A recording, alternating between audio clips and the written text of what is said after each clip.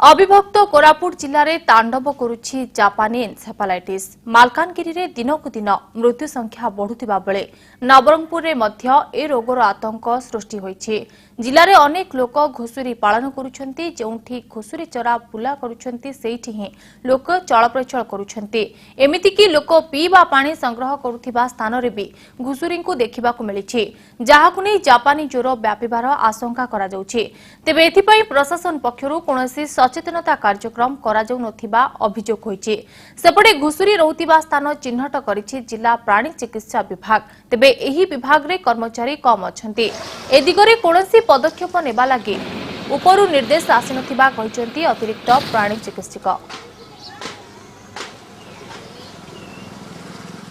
मालकानगिरी रे बहुत छोट छोट पिला मरचंती जे घुसरी जन रोग किंतु एठाकर प्रशासन किछि ध्यान देउ नै, अनाउंसमेंट करू नै कि साई सारी किछि ग्लिचिंग गुंडो किछि फिंगु नै।